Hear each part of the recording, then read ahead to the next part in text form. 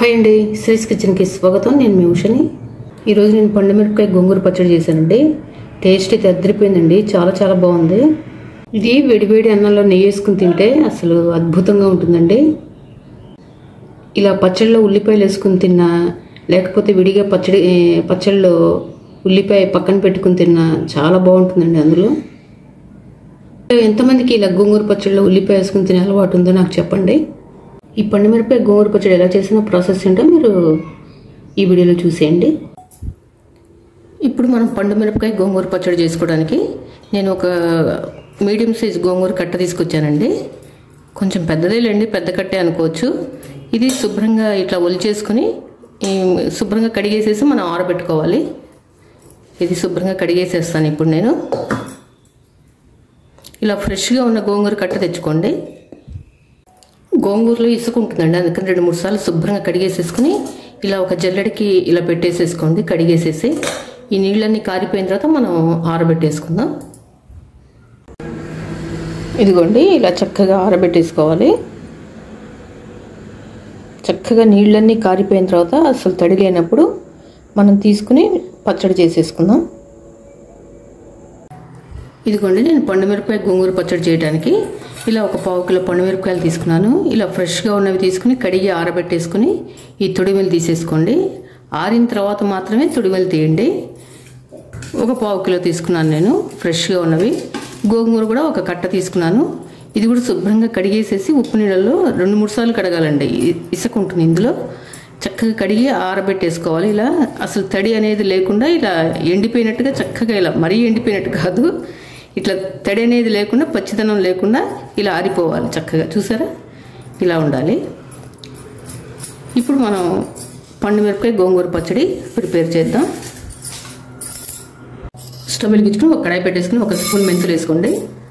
చక్కగా దోరగా వేయించుకోండి. సిమ్లో పెట్టుకుని, స్టవ్ సిమ్లోనే పెట్టుకోండి. ఇవి కొంచెం వేగిన తర్వాత ఒక 2 స్పూన్ల ఆవాలు వేసి వేయించుకోండి. ఈ ఆవాలు వేసి వేయించడం వల్ల టేస్ట్ బాగుంటుందండి. గోంగూర పచ్చడిలో ఈ ఆవాలు వేస్తే చాలా బాగుంటుంది.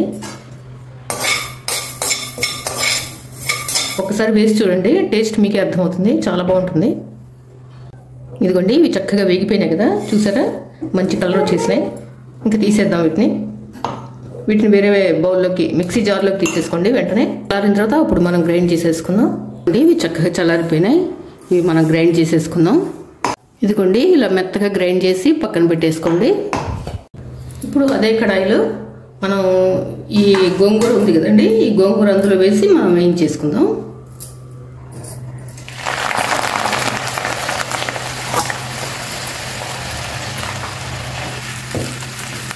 ఈ కాడలు ఉంచుకోండి. గోంగూర ఆకులకి ఈ కాడలు ఉన్నాయి కదా, ఇవి ఉంచితే బాగుంటుంది. నేను ఇందులో వేరుశనగ నూనె వేసానండి. నువ్వుల నూనె కానీ, అదే నువ్వు పప్పు నూనె అంటారు కదా, అది కానీ వేరుశనగ నూనె మాత్రమే వాడండి. సన్ఫ్లవర్ ఆయిల్ బాగుండదు. నేను ఇక్కడ వేరుశనగ నూనె వాడుతున్నాను. కొంచెం ఒక 2 స్పూన్ల నూనె ఎక్కువ వేసి వేయించుకోండి, లేకపోతే బాండీకి అతుక్కుపోతుంది గోంగూర. ఆకు ఇట్లా వడలిపోయినట్టుగా అయిన తర్వాత మనం వేయించుకోవాలి. ఆ పచ్చిదనం అనేది బాగా చక్కగా పోవాలి. అప్పుడే పచ్చడి నిలవ ఉంటుంది, గోంగూర పండుమిరపకాయ పచ్చడి కూడా ఆకులుగా బాగుంటుంది చక్కగా. ఇది చక్కగా వేగిపోయిందండి, ఇంకా తీసేద్దాం, స్టవ్ ఆఫ్ చేసేద్దాం. ఇవన్నీ చల్లారిన తర్వాత మనం గ్రైండ్ చేసుకుందాం.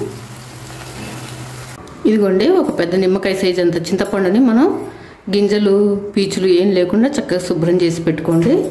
చిన్న ముక్కలు చేసుకుని ఈ చిన్నుల్లిపాయలు కూడా ఇలా ఒలిచి పెట్టుకోండి. ఒక 3 పెద్ద పాయలు 3 తీసుకోండి, ఇలా ఒలిచి పెట్టేసుకోండి. తొక్కేం తీయని అవసరం లేదా, ఇలా ఉంచేసేయండి.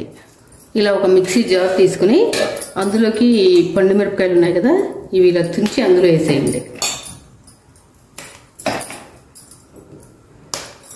మీకు ఇష్టమైతే చిన్న ముక్కలుగా కట్ చేసుకోండి, కాకపోతే అలా వేసుకుంటే మరీ మెత్తగా అవుతాయని నేను ఇలా తుంచి పడేస్తున్నాను. కొంచెం కచ్చాపచ్చిగా మనం గ్రైండ్ చేసుకుంటే బాగుంటుంది పచ్చడి. ఇలా కొన్ని తుంపి పడేసి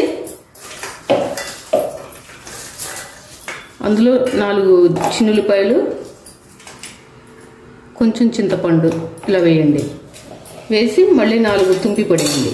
ఇలా లేయర్స్ లాగా వేస్తే తొందరగా మనకి బాగా గ్రైండ్ అవుతుంది.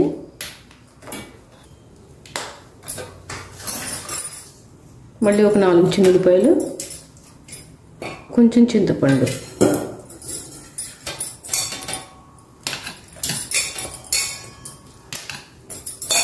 ఇలా అన్నీ వేసేసి మనం గ్రైండ్ చేసుకోవటమే.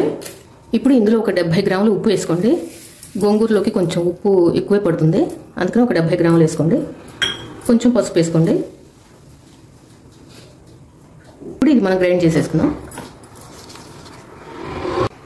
ఇదిగోండి, ఇలా చక్కగా కచ్చపచ్చిగా మనం గ్రైండ్ చేసుకున్న తర్వాత చూసారా, ఇలా గ్రైండ్ చేసుకోవాలి కచ్చపచ్చిగా. ఇప్పుడు ఇది గోంగూర చల్లారిపోయిందండి చక్కగా. ఇది ఇందులో వేసి మనం గ్రైండ్ చేసేసుకుందాం.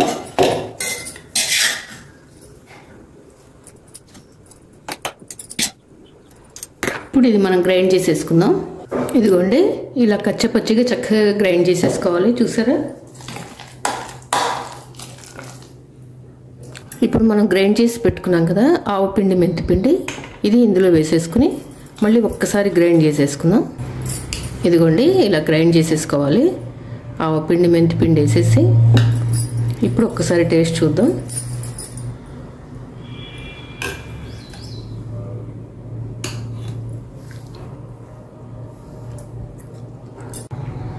అసలు చాలా బాగుందండి, అద్భుతంగా ఉంది, అసలు సూపర్గా ఉంది. ఉప్పు, కారం, పులుపు అన్నీ చక్కగా పర్ఫెక్ట్గా చక్కగా సరిపోయినాయి. ఇప్పుడే అన్నంలో కలుపుకుని తినాలనిపిస్తుంది, అంత బాగుంది. దీనికి ఇప్పుడు తాలింపు పెట్టేసుకుందాం.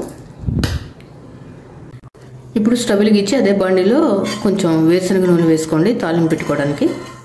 నేను ఇక్కడ కొంచెమే పెడుతున్నానండి తాలింపు, ఎందుకంటే మొత్తం ఫ్రిడ్జ్లో పెట్టేశాను, ఒక డబ్బాలో పెట్టేసి. మనం అప్పటికప్పుడు ఫ్రెష్గా పెట్టుకుంటే కొంచెం కొంచెం తీసి బాగుంటుంది, టేస్ట్ అనేది ఫ్రెష్గా ఉన్నట్టుగా ఉంటుందన్నమాట. అందుకని కొంచెమే పెడుతున్నాను. కొంచెం పచ్చిశనగపప్పు, మినపప్పు, ఆవాలు, జీలకర్ర, కొంచెం 2 ఎండుమిరపకాయలు తుంచేసుకోండి. ఇది కొంచెం వేగగానే ఇందులో ఈ చిన్న ఉల్లిపాయలు వేసేయండి.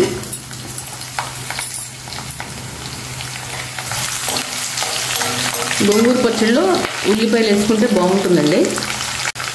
ఇవి కొంచెం వేగగానే ఇంగు వేసేసుకోండి. ఇంగు మాత్రం కంపల్సరీగా వేసుకోండి, చాలా బాగుంటుంది. ఇప్పుడు కొంచెం కరివేపాకు వేసుకోండి.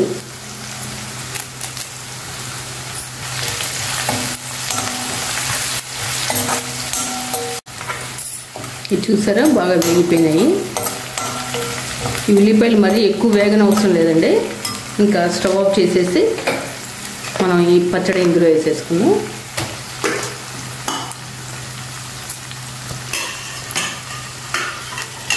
స్టవ్ ఆఫ్ చేసేయండి. ఇది కొంచెం కొంచెం తీసి తాలింపు పెట్టుకునేటట్టయితేనే ఉల్లిపాయలు వేసుకోండి. మొత్తం ఒకేసారి వేసుకునేటట్టయితే ఉల్లిపాయలు వేయకండి అందులో.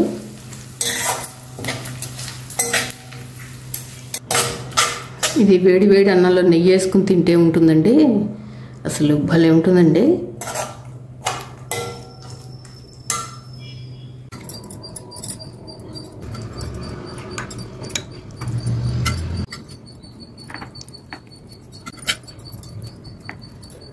అంతేనండి, పండు మిరపకాయ గోంగూర పచ్చడి చేయడం అయిపోయింది. టేస్ట్ అయితే అదిరిపోయిందండి, చాలా చాలా బాగుంది అసలు. మీరు కూడా నేను చెప్పినట్టు ట్రై చేసి ఎలా వచ్చిందో నాకు కమెంట్ సెక్షన్లో కమెంట్ చేయండి. ఈ వీడియో మీకు నచ్చినట్లయితే లైక్ చేయండి, షేర్ చేయండి మీ ఫ్రెండ్స్ అందరికీ, రిలేటివ్స్ అందరికీ. కొత్తగా నా ఛానల్ చూసినట్లయితే తప్పకుండా సబ్స్క్రైబ్ చేసుకోండి. మరిన్ని వీడియోస్ కోసం నా ఛానల్ సబ్స్క్రైబ్ చేసుకోండి. Thanks for watching. బాయ్ అండి. నేను వేడి వేడి అన్నంలో మీకు టేస్ట్ చేసి చెప్తా ఉండండి.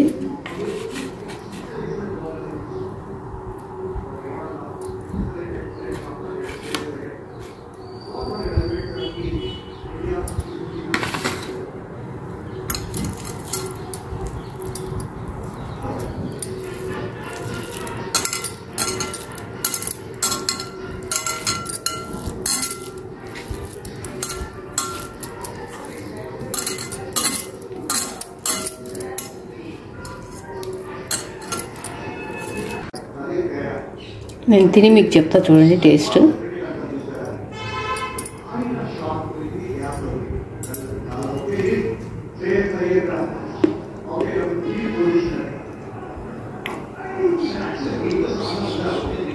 అస్సలు అదిరిపోయిందండి, అసలు భలే ఉంది, అసలు చాలా చాలా బాగుంది. అసలు ఉప్పు కారాలు కానీ ఆ తాలింపు ఫ్లేవర్ కానీ అసలు ఆ పులుపు అంతా అసలు చాలా బాగుందండి. తప్పకుండా మీరు కూడా చేసుకోండి నేను చెప్పినట్టు. Thanks for watching. బాయ్ అండి.